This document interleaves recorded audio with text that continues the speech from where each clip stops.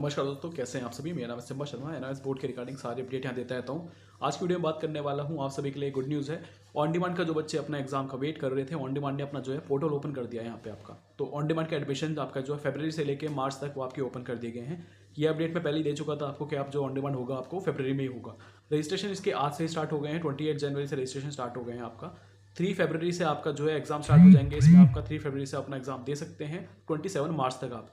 तो 3 फरवरी से लेकर 27 मार्च के बीच में आपके जो है पर्टिकुलर कुछ डेट्स दी गई हैं। इवन आपने जो है ऑन डिमांड ने आपका यहाँ पे डेट शीट भी रिलीज़ कर दी है यहाँ पे आपका। तो आप अपना अकॉर्डिंग अपने उसके देख के अपनी मर्जी से उन स्लॉट बुक कर सकते हैं, डेट बुक कर सकते हैं अपना कि किस दिन आपको अपना एग्जाम देना है।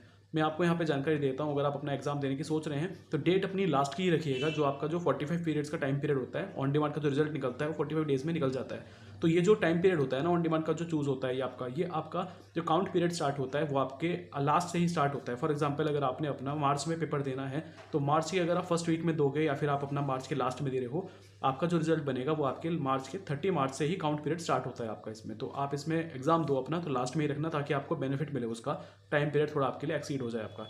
यहाँ पे आप नोटिफिकेशन देखते हैं, ऑफिशियल नोटिफिकेशन आपके सामने आ चुका है। यहाँ पे मैं आपको नीचे भी कमेंट में आपको जो है इसका लिंक शेयर कर दूंगा, आपको स्क्रीन पे दिख रहा होगा। पर्टिकुलर डेट शीट भी यहाँ पे निकाली गई है आपका ऑन डिमांड को लेके यहाँ पे। तो पर्टिकुलरली आपका 10th की 12th के जो बच्चों अपना प्रीवियस अक्टूबर वाले में फेल हो गए थे, किसी के में SYC आ गया था, SYCT आ गया था, या फिर आपका जो है किसी के फिजिक्स में 0-0 आ गया था। मोस्टली बच्चों से जो मेरे को सुनने को मिला उनके फिजिक्स में जो है सभी के जो है 0-0 आ गया था। रीवॉल्यूशन के लिए डाल सकते हो आप, उसमें रीवॉल्यूशन में थोड़ा टाइम लगता है आने में। तो मैं आपको ये भी बोलता हूँ कि साइड में अपनी एक सीट जो है पहले स्लॉट बुक करके रख लो ताकि आपके पास एक सेफ साइड रहे आपका, कि आपको बाद में ऐसा ना हो कि अगर आपका रिजल्ट अपडेट नहीं हुआ या फिर रिजल्ट वही रहा आपका तो आपके पास चांस रहेगा कि आप अपना जो है उसमें दोबारा से एग्जाम दे सको, क्योंकि आपके पास एक आपकी सीट सेफ है आपकी।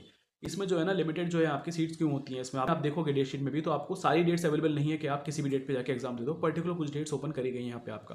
तो ये भी एक रीज़न होता है क्योंकि इनकी जो सीट्स होती हैं वो लिमिटेड सीट होती हैं आपका। हर सेंटर की एक लिमिटेशन होती है कि इतने बच्चे वो अपने सेंटर में बैठाएंगे आपका। तो बच्चे अपना एनरोल करना चाह रहे हैं ना इस बोर्ड में कि आपको ऑन डिमांड में अपना एग्जाम देना है, चाहे एक सब्जेक्ट हो, 2 सब्जेक्ट हो, 3 सब्जेक्ट हो या 4 सब्जेक्ट हो, आप अपना री एग्जाम दे सकते हैं। अगर आप इंप्रूव करने का सोच रहे हैं तो भी अपना इसमें दे सकते हैं। अगर आपका फेल हो गया है या फिर आप प्रीवियस किसी बोर्ड से फेल हो गए हैं, जरूरी नहीं है एनआईएस बोर्ड के स्टूडेंट्स हो, इवन अगर आप किसी और बोर्ड से ही फेल हो गए हो तो भी आप इसमें आके एग्जाम दे सकते हो। सिंपल है आपका, मैं ज़्यादा कॉम्प्लिकेट नहीं करूँगा आपको। सिंपली अगर आप प्रीवियस किसी CBSE बोर्ड से या दूसरे बोर्ड से किसी से फेल हो गए अगर, हाँ सिंपली आपको क्या करना है, आप अपना यहाँ पे एनआईएस बोर्ड में एडमिशन लेंगे ऑन डिमांड में। आपको यहाँ पे 3 सब्जेक्ट का एग्जाम देना होगा जो कि एनआईएस बोर्ड के सब्जेक्ट होते हैं। सब्जेक्ट अपनी मर्जी से आप कोई भी ले सकते हो, जरूरी नहीं है कि आपके जो प्रीवियस बोर्ड में थे जिनमें आप फेल हुए हो उन्हीं सब्जेक्ट को लोगे।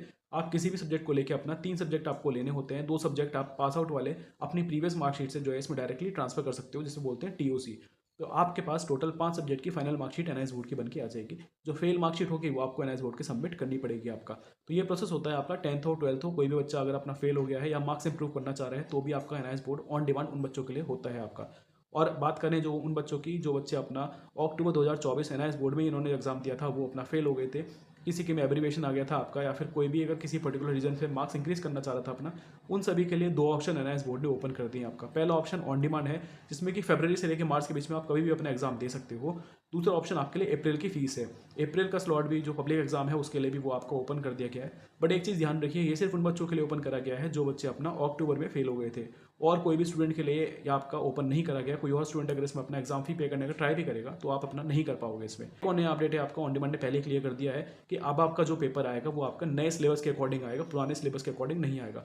इसका मतलब क्या है, बहुत सारे बच्चे कंफ्यूज हो रहे हैं यहाँ पे आपका। इसका मतलब सिंपली इतना है कि ऑन डिमांड में आपका जो पेपर आएगा, पहले जो आता था वो पूरा 100% थ्योरेटिकल बेस पे आता था। अब जो आएगा वो आपका 50% MCQ 50% लॉन्ग आंसर्स के बेस पे आने वाला है। सिलेबस के अकॉर्डिंग आपका डिजाइन करा गया है। तो इस चीज़ में ये एक थोड़ा सा और बेनिफिट वाली बात होगी बच्चों के लिए, क्योंकि यहाँ पे आपका 50% तो MCQ ही है, टिक द करेक्ट वाला। 50% आपका लॉन्ग आंसर्स हो गए, शॉर्ट आंसर्स हो गए, फिलअप्स हो गए, ये सब चीज़ें आने वाली हैं। तो आपके लिए और पास करना थोड़ा ईजी हो जाएगा इसमें आपको, और आपको कोई प्रॉब्लम नहीं आने वाली, क्योंकि ऑन डिमांड का जो पेपर है वो भी आपका एक तरह से जब पहले बच्चे देते थे तो उन्हें थोड़ा टफ पड़ता था वहाँ पे, क्योंकि पूरा ही पेपर जो है थ्योरेटिकल बेस पे होता था आपका, मिक्सअप होता था। अभी आपके लिए और थोड़ी गुड न्यूज़ है यहाँ पे कि आपका जो पेपर है वो भी नए सिलेबस पे आने वाला है आपका। बात आती है कि अपना सीट बुक कैसे करें ऑन डिमांड में। अगर आप अपना सीट बुक करना चाह रहे हो, आपको नहीं पता है इसमें किस तरह सीट बुक करना है, आपको नहीं पता कि आपके पास सिलेबस क्या आने वाला है, नया सिलेबस क्या है इसमें आपका, या A to Z कोई भी अगर आपको जानकारी चाहिए, आप कंफ्यूज में, आप डायरेक्टली कॉल करेंगे, सारी जानकारी को प्रोवाइड करा दी जाएगी कॉल पे। नहीं तो डिस्क्रिप्शन में लिंक दे रखा है मैंने आपको, डायरेक्ट मुझे मैसेज करके अपना रिजल्ट शेयर कर दो। आप चाहेंगे तो आपको जो है आपकी सीट बुक करके दी जाएगी, आपका हॉल टिकट दिया जाता है, उसमें आपको आपका सिलेबस ऐप प्रोवाइड कराया जाएगा कि क्या सिलेबस आएगा, आप उस वहाँ से स्टडी कर सकते हो। आपको कहीं जाने की जरूरत नहीं है, आपको हमारे व्हाट्सएप कम्युनिटी ग्रुप में ऐड कर दिया जाएगा ताकि आने वाले अपडेट्स के रिगार्डिंग आपको सारी अपडेट वहाँ डायरेक्टली मुझे कॉल करके सारी जानकारी ले सकते हो। इसमें जो है लिमिटेड सीट होती है, तो जल्दी जल्दी अपनी सीट बुक कर लो इसमें आपका, क्योंकि बाद में ऐसा होता है सीट तो अवेलेबल होती है बट सेंटर जो है बहुत दूर का पड़ जाता है आपको। इसके रिगार्डिंग कोई डाउट है तो आप मुझे डायरेक्ट कॉल कर सकते हैं, नहीं तो व्हाट्सअप कर सकते हैं, मैं आपका रिप्लाई वहाँ कर दूंगा। अभी तक के लिए इतना ही, मिलता हूँ अगली वीडियो में, तब तक के लिए गुड बाय, टेक केयर।